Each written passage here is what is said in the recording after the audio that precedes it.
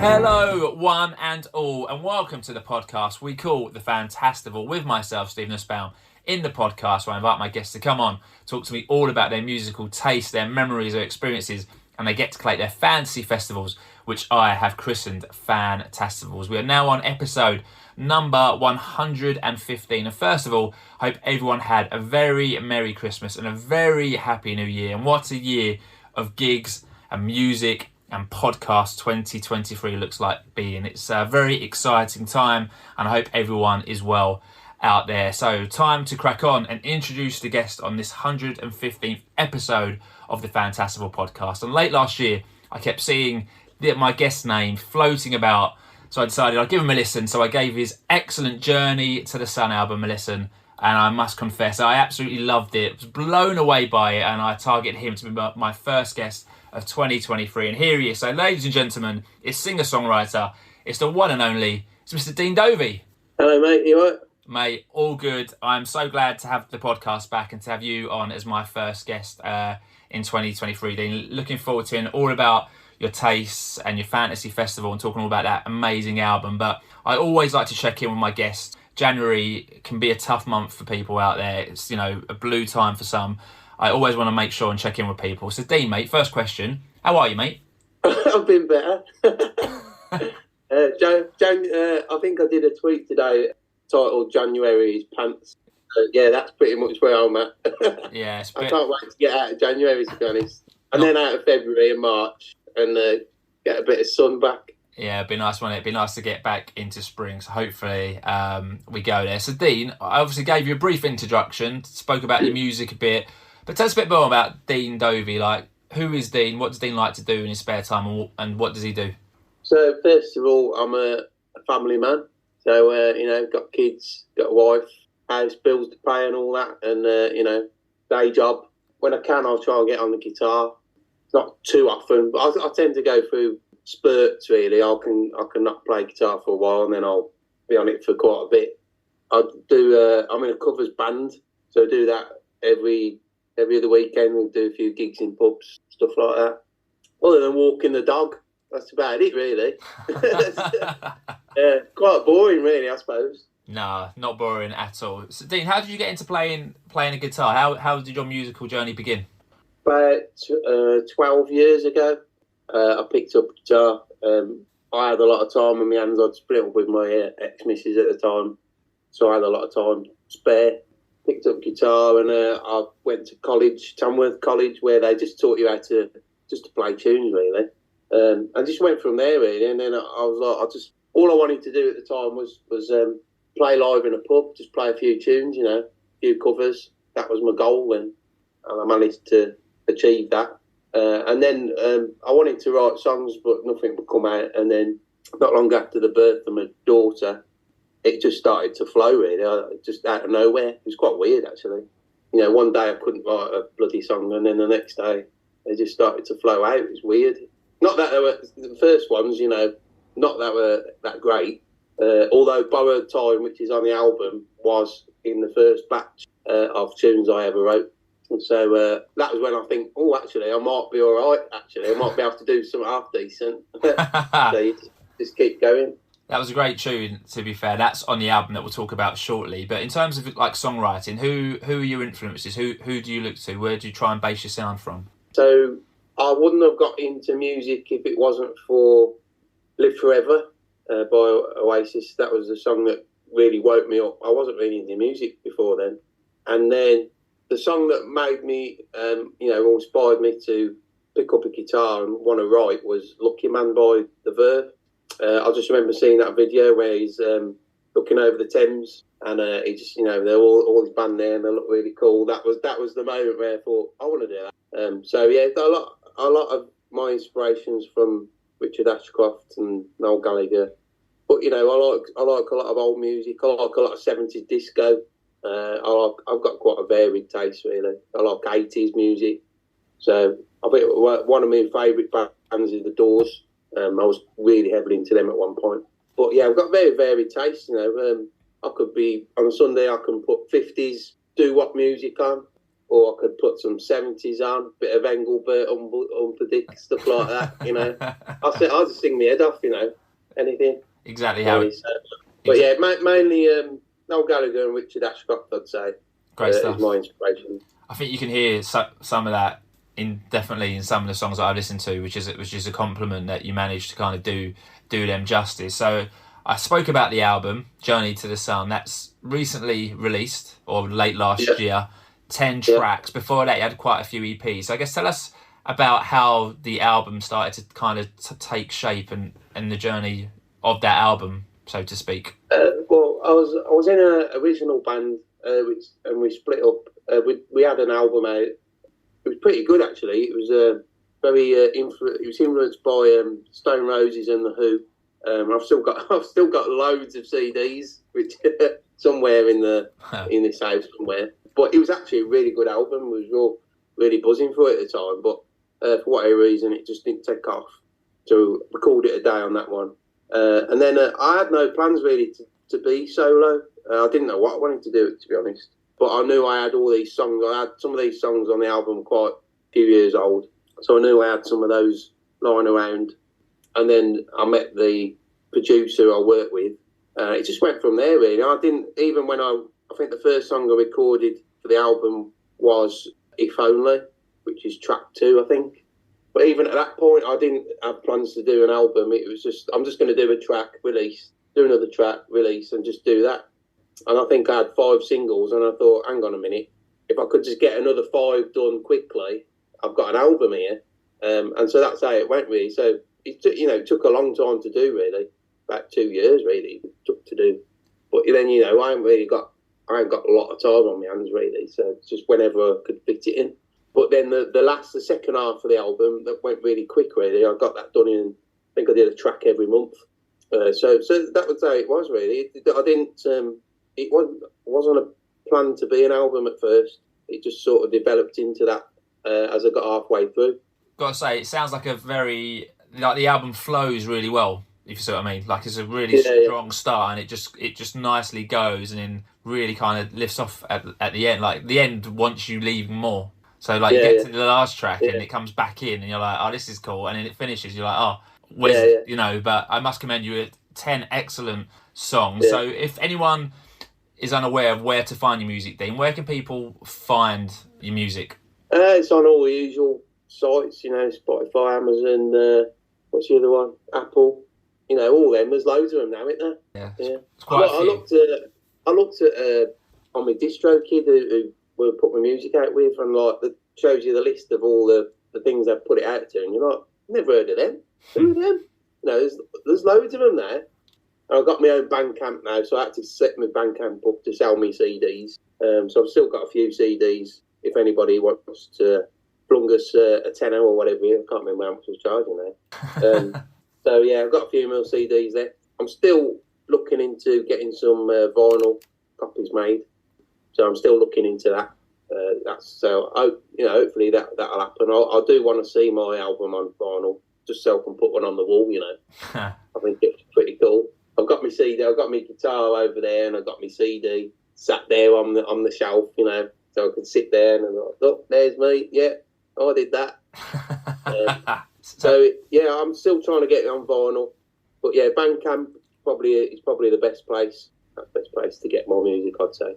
Brilliant. So if you haven't already got it, or have not heard it, go and listen to Dean's excellent album and go and buy a physical copy, because you will not be sorry. Dean, any live dates floating around? I know you said you was in a covers band, but have you got any plans to tour like the original material at all? Not as yet, no. I'd like to tour it as a band, but I've got to find the right musicians for that. So it might be a bit tough to do that, but I might try. I don't know. I'm not sure yet. I'm a bit up in the air with things at the minute. Maybe it's just the January thing. Yeah. January's making me feel a bit glum. So, but we'll see. So I might do a few acoustic gigs here and there. I usually do that anyway. Play some of my tunes, but we'll see. I might get a couple of support slots somewhere. We'll see what happens. Great stuff. Look forward to seeing where this year takes you in terms of live stuff. So I think you spoke a bit about the music like you listened to earlier. So let me take you to what you're listening to now, Dean. Is there anything at the moment that's on your hi-fi, whether that's a new artist or an old artist, whether a new album or old album that you listen to at the moment or you keep going back to at all? I always go back to, I do like Marvin Gaye, What's Going On. I think that's one of the best albums ever. I'm still listening to. Like I say, I've got a lot of, I listen to a lot of playlists, like a lot of playlists that I create. So when I'm doing the kitchen and I'm cooking me rice for the curry and what have you, and singing my head off to my playlists, you know, I've got loads of different. I've got my indie playlists and I've got my 70s disco playlists. I've got my 80s playlists. You know, all kinds. You know, so I listen to all kinds of stuff. Who would I say? I'd say if there's anything current, I do like Blossoms. I think they're pretty cool. But I think that's about it, really. I don't listen to a lot of new music. I don't know why. Maybe I'm just getting old and grumpy. Maybe it's January. Who knows? Yeah, it's a January thing, isn't it? So I've been listening to. I've got like some really favourite artists. Two of mine have kind of come together. Whereas Ryan Adams has covered a Bruce Springsteen album in its entirety, Nebraska. Oh, I do like actually. Now you mention, I do like Ryan Adams. I've got a few of his songs in my playlist. I was looking at going to see him. He's on tour soon, isn't he? Yeah, he's in tour in April. I'm lucky enough to be seeing him at the Palladium. But he's just released a full covers album of the Bruce Springsteen album, Nebraska. And I think he's about to drop What's the Story, Morning Glory in full as another cover album. So his thing at the moment is doing whole albums and making them available on his website and on Spotify. So I think hopefully soon you'll be able to hear Ryan Adams doing a full cover of Oasis What's the Story, Morning Glory, but in a very different style to what you know most of those upbeat, loud G-chord songs. Pretty talented, that bloke, isn't he? Yeah, I was looking to go and see him live, actually. I might have to revisit that. I think I forgot all about it. But yeah, he did a pretty good job on Wonderwall, didn't he? Fantastic job on Wonderwall. So I'm intrigued to see where he takes What's the Story in his own special way. So Dean, let me take you back then a few years. I always like to talk to guests about their first records or their first singles and their first music buying experience. Do you remember that experience for you and what record or single you bought? My first single was when I was still at school, and it was a song by Deacon Blue, and it was on the vinyl. I don't even know why I bought it, actually. I think I was just trying to get into music, because I wasn't, when I was really young, I was not into music at all. I think it was called Wages Day, I think. And I've always thought, you know when you speak to people and you go, what was your first record? And like my mate over the road, he, it was T-Rex, 20th Century Boy. And you think, oh, that's a great first single, isn't it? What did you buy? Oh, Wages Day by Deacon Blue. And you're like, who? That it?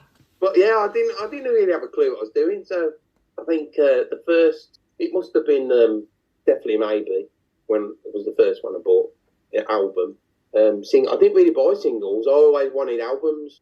I think one of my most favourite ones I bought in that year was the first Blue Tones album, and I listened to that for months on end.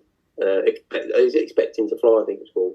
Yeah, I think it's got the peacock on it, hasn't it? From what I remember. Yeah, that's the one. Being a massively big album. I bought that on cassette, and I think it'd be great to go back to cassettes, because no one could be bothered to bloody skip or anything, because it was a pain, because you had to turn it over and everything, didn't you? Yeah, rewind or fast forward. If you wanted to hear the same song again, you had to take it out, turn it round, fast forward, take it out, put it back again. Oh, I'm not there. Back there. And I think it just thought, for me anyway, I was like, you know what, I can't be bothered. I'm just going to listen to the whole thing. Yeah. And I think that was when I really discovered, like, properly listening to an album start to finish. There's something quite romantic in that, I think, about listening to like a full album. Because now you're right, when on Spotify or Apple, you can literally, or CD, just press a button and you can take away the songs you don't like. Where sometimes the songs that you might not affect you at all, when you first listen to an album, are the ones that actually grow on you the most. And 6 months later, that could be your favourite track on an album, and you got a different perspective on it. Yeah, I think most albums that I liked, the album tracks always ended up my favourites. Yeah. I think what was my other one I used to listen to a lot was The Second Coming by Stone Roses. I was never into the first early stuff. I was never into it. I discovered them quite late on. The first time I discovered Stone Roses when Love Spreads come out, and I was like, whoa, that's amazing. And oh yeah, haven't you heard the early stuff? It's way better. I'm like, so then you go back and you listen to it and you think, nah, I want that. It's like, I want John Squire on drugs. Sounds wicked.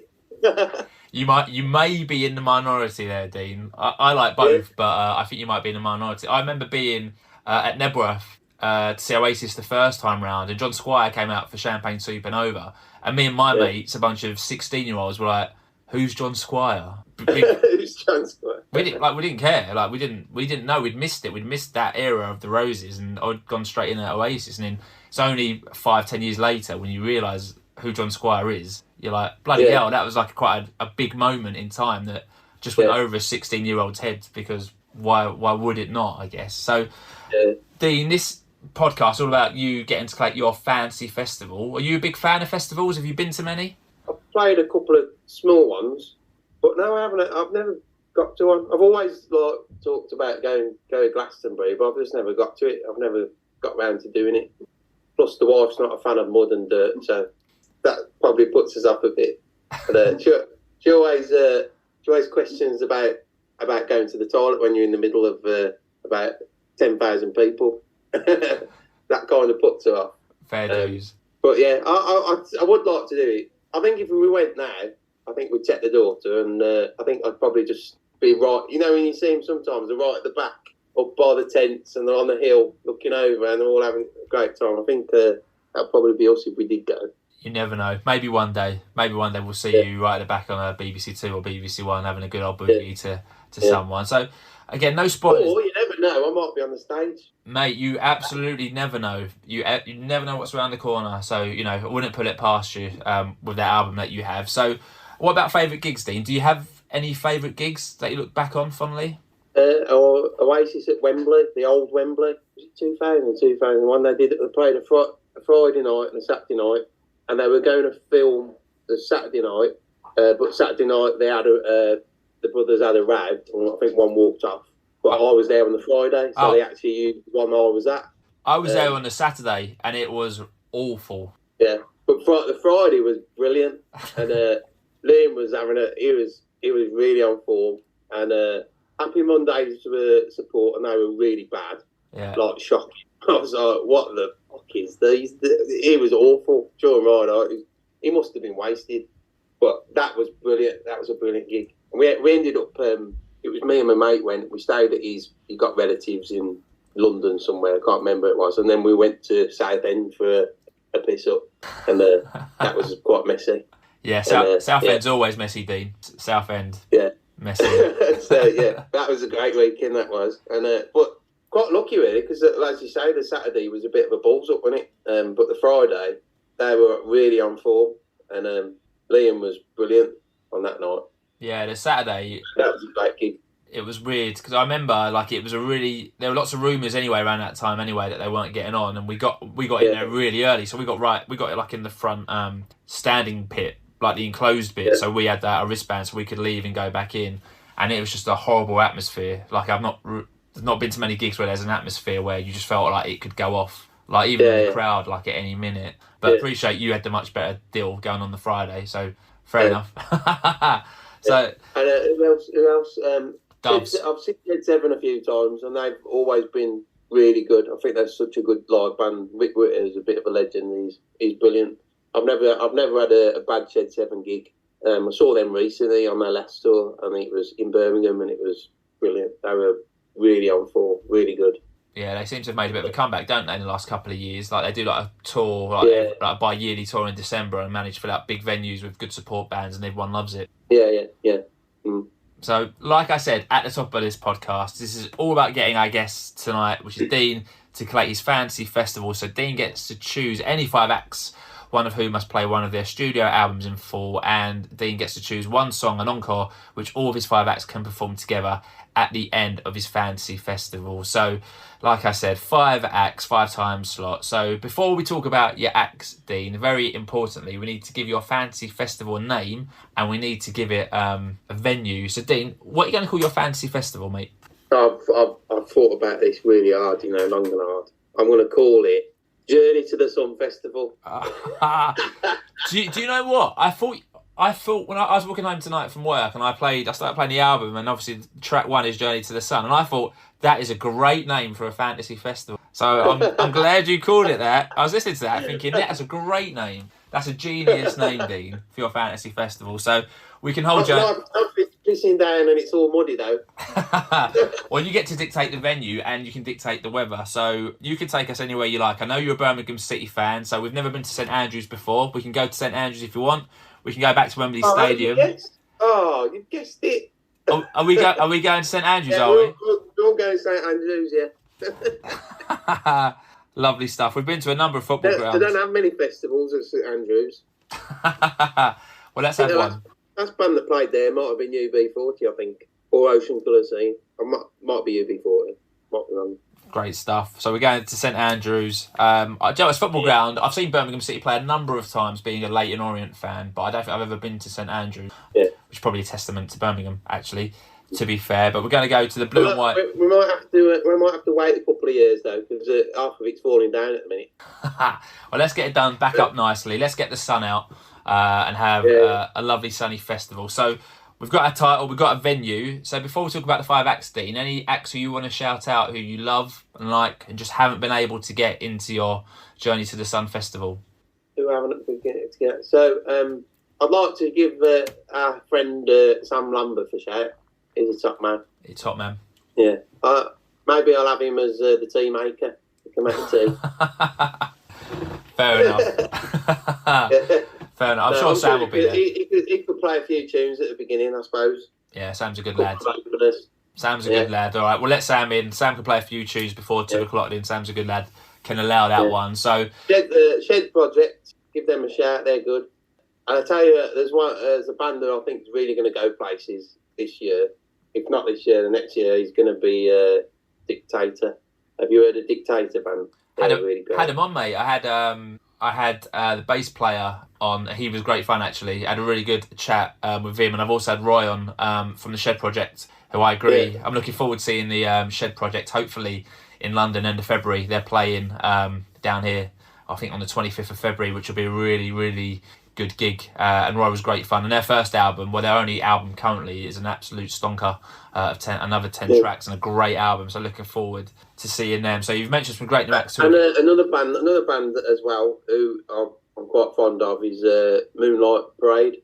Have you heard of Moonlight Parade? Yeah, Moonlight Parade, great band. Hope to have them on soon, actually. They're obviously supporting Heavy North. That's just been announced in London. Yeah, I've seen that, yeah. Yeah, so... That would be a pretty good gig, wouldn't it? Oh, that would be fantastic. Water Rats in London is a great, iconic venue, so to have 2 of those bands playing together, that's going to be a great show. But yeah, Moonlight Parade, another great act. So you can only have 5. You already mentioned a few great ones who aren't going to make it in. But let's talk about the ones who have been, Dean. So 2 o'clock, lovely sunny day at St Andrews, Journey to the Sun sold out. Who are you going to have open your fantasy festival then? But I want them to open with them, a big bang. And the only band for that for me is The Enemy. Great shout.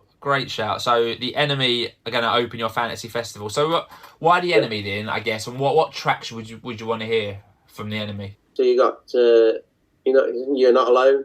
You're Not Alone. Got that one. The Empire. Got what it's called. Don't let the Empire fall down. That one.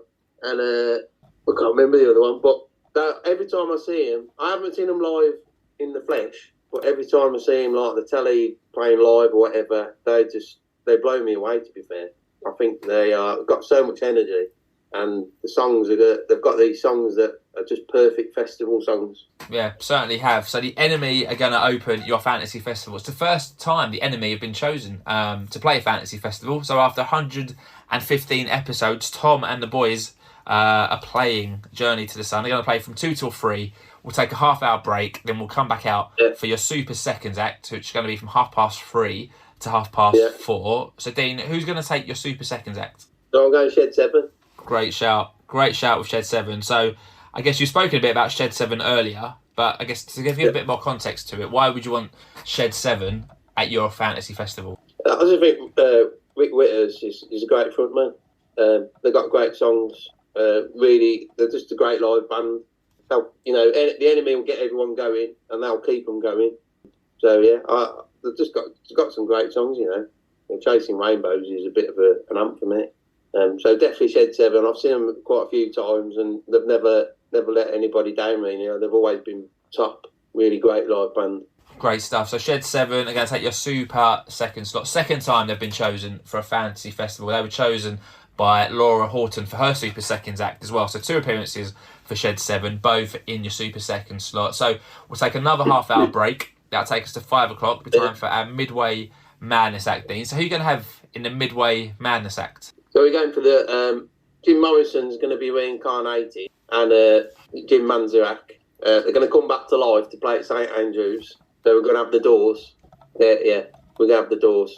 Great. See, I don't think there's ever been a band that's ever sounded like them, ever. They're just unique, aren't they? And some great tunes. The Doors. Any tracks you'd want to hear from the Doors at all? So I'd love to hear The End, because The End is like a massive song. It's about 7 minutes, I think. And you got this music, Break On Through. There's so many. That'd be a great set. Yeah. Has anyone ever picked the Doors? 4th time the Doors have been picked. So Pete Wilkinson from Cast had him as his headliner, and so did Jay Tennant, who I think you probably know.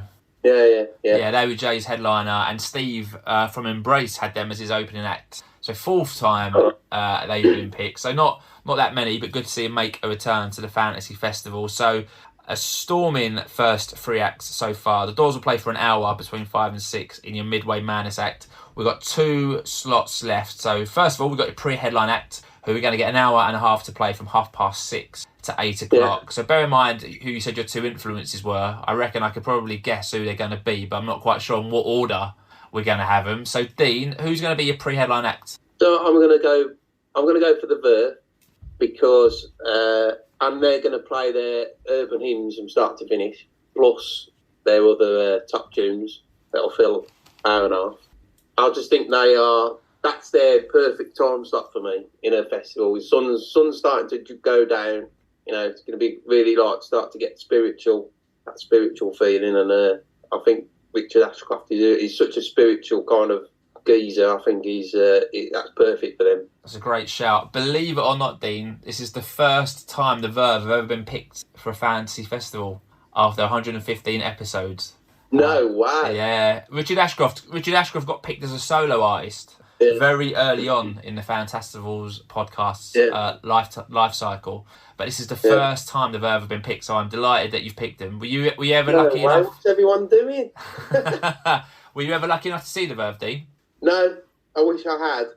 I don't know. I just seem to miss them. I don't know how. I thought I might have been able to catch them when their last album come out, but I just missed them for some reason. So yeah, I'd love for them to reunite for another album or something, because I love Richard Ashcroft, but I do think he's better when he's got Nick McCabe by his side with those really cool guitar sounds he creates. He's quite a unique guitarist, I think, Nick McCabe, and I think it's just a great mix, him and Richard's tunes. They just create something really special. Yeah, agree with you. And Simon Jones on the bass as well was an absolute immense bass player as well. Put the 4 of them together with the drummer as well. Yeah. You've got quite a lot. And drummer. Is it Peter Salisbury, or I think that was his name. I think great drummer. Isn't he drumming for somebody else now? I'm not even sure. I'm sure he drums for the Charlatans now. Oh, no idea. No idea. I know Simon Jones has been working with a lot of unsigned acts. I know This Is War have been working with Simon Jones, and Nick McCabe seems to have gone off just to the nether regions and just is chilling out somewhere, I guess, or I take it. But I'd love for them to reunite for another album. I don't think it's going to happen, but it would be great, and I'd definitely go and see them if they did. Well, never say never. I'd love to be in the crowd as they play Lucky Man. I'd love that. Be epic. Well, fingers crossed they do make a comeback, but they're going to play Journey to the Sun anyway for an hour and a half in St Andrews. You're going to get to see Rich and Nick and the boys play urban hymns in full and a few other choice tunes. So they'll play from 6:30 to 8 o'clock. Then we'll have a half-hour break, and then we'll have your headline act come on from 8:30 to 11 o'clock. 2.5 hours for your headline act. So Dean, who's going to be your headline act? It's got to be Oasis for me. Perfect ender of a gig. It's going to get really messy. There'll be beer chucked all over the place. Everyone's going to be in the right state. He's got hard to think, but St Andrew's pitch is going to be all churned up, but it don't matter because we don't play football anyway. Now, what I like asking people when they pick Oasis, to me, there's almost two different spheres of Oasis. There's the early first two albums, right, where you got Bonehead, Guigsy, maybe Tony McCarroll, and then after that, after the first two, you're more into a Gem, Andy Bell phase. So who is going to be in your Oasis lineup? Probably I'd like the originals, to be fair. Apart from the drummer, I think when we replaced the first drummer, I think he was an improvement. So probably you're looking at around What's the Story era, I'd say, for me. I think that was where they were really great, because that's when they had all them massive B-sides. So they could easily fill 2.5 hours, because even the B-sides were mega. Easy peasy. So that would be so messy, wouldn't it? I think that would be amazing. That would be a great show. So Oasis are going to headline Journey to the Sun. They're going to play 2.5 hours. It's the 8th time Oasis have been picked. Sam Lambeth also picked them as his pre-headline act, just for reference. And they've been picked quite a lot recently on this podcast. So no one in return to headline Journey to the Sun. Give us 2.5 hours. So at 11 o'clock, they're going to welcome back on stage The Verve, The Doors, Shed 7, and The Enemy. They can also bring out Sam Lambeth if they want. You can come out with your guitar if you want to come out. Get them out, as well, and they'll get to play one song. It can be any song of your choice, Dean. So what would you have that amazing lineup on stage play to close Journey to the Sun? Well, they're going to be really fortunate to be able to play my song, Wish Him Well. Great stuff. I mean, I guess it... Because I think Wish Him Well to me is, to my ears anyway, is a perfect festival tune and a bit of an encore-ish type. You know, you got the big na-na-nas at the end. So, yeah, they're going to be really fortunate that I'll let them play my song. Sounds ace. So let's lock in your fantasy festival before you change your minds. We've got Journey to the Sun taking place at St Andrews. Opening act, we have got The Enemy. Super Seconds, we've got Shed 7. Midway Madness, we've got The Doors. Pre-headline act, we have got The Verve, who are going to play Urban Hymns in full. And headlining, we have got Oasis. And for your encore, they're all going to play Wishing Well. And Sam Lambeth and Dean Dovey are coming out to complete the lineup for that one. Dean, sounds like a great day out to me at St Andrews. Happy with that one? Happy to lock that one in? Yeah, lock in, mate, yeah. No Villa fans allowed, by the way. Great stuff. No Villa shirts allowed. No Grealish Man City shirts are getting in either. It's just pure Birmingham City time for this one. So Dean, before we finish up then, mate, what do the next few months look like for you? You've obviously put out the album. Have you got more singles ready to go, or has that album kind of completed the life cycle of that kind of era for you? Unfortunately, my producer's not very well at the moment. He's fighting the big C.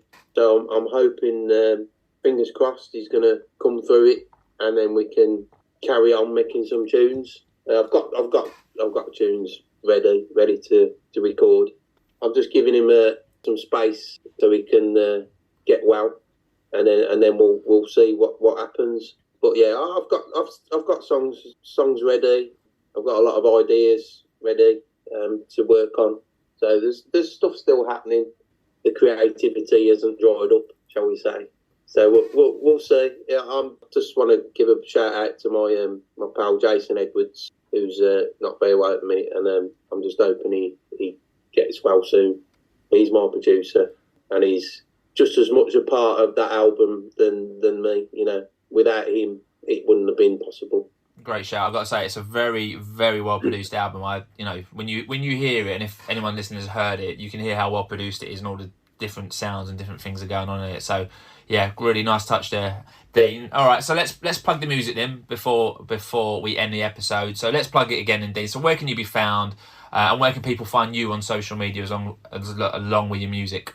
So I'm on Facebook, Instagram, Twitter. Just put Dean Dovey in and you'll find me somewhere. Dean Dovey Music on Instagram and Twitter, and on Facebook actually.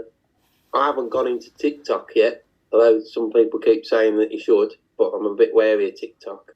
Although my daughter's on it quite a bit, so she'll probably show me the ropes, can't she? Same here as well. And don't forget Bandcamp, right? So if anyone wants to buy a physical copy of the CD, that can be found on Bandcamp by, again, just searching your name. And then if anyone wants to buy a CD, they can. And hopefully vinyl later in the year or later in the future.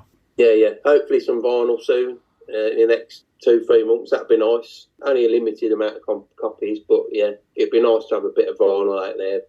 I'd love to see it on some coloured vinyl. That'd look pretty cool. But yeah, Bandcamp is probably the best one. But, Spotify, if anyone's on Spotify, give us a follow on there, or Apple or Amazon, whatever takes your fancy. Great stuff. So that is it, everyone. Thank you for listening to the 115th episode of the Fantastival Podcast. And if you've enjoyed this one, please subscribe and give the Fantastival Podcast a review on iTunes, or you can rate the show on Spotify. Very important that you do so. It pushes us up the algorithms and is always muchly appreciated. Dean is on social, so is the Fantastival Podcast. We are on Twitter, so give us a follow at FantastivalP if you don't already do so. Or if you want to email the podcast, you can do that at fantastivalpodcast@outlook.com. Unfortunately, we don't play music on this podcast, but I'll get some tracks from Dean, of his chosen artists, and maybe a few from Dean himself. We'll put that in a nice little Fantastival Spotify playlist, and that'll be at the bottom of your episode description. So Dean, massive thank you, mate, for coming on the podcast. How have you found it? I mean, talking about yourself and your music, I've really enjoyed hearing from you, but how have you found it? That's good fun, mate. Thanks for having me on. It's good to talk about your stuff, but also good to talk about other bands and musicians, and a bit of your life story and St Andrews and what a shithole it is at the moment. Great stuff. Thanks for having me. It's appreciated. Thanks for your time and that. No, it's been an absolute pleasure having you on, Dean, and I'll be back next week with episode number 116. So please make sure to join me. But until then, stay safe, my Fantastival friends. Please continue to spread the word, and that word is Fantastival. Thanks for listening.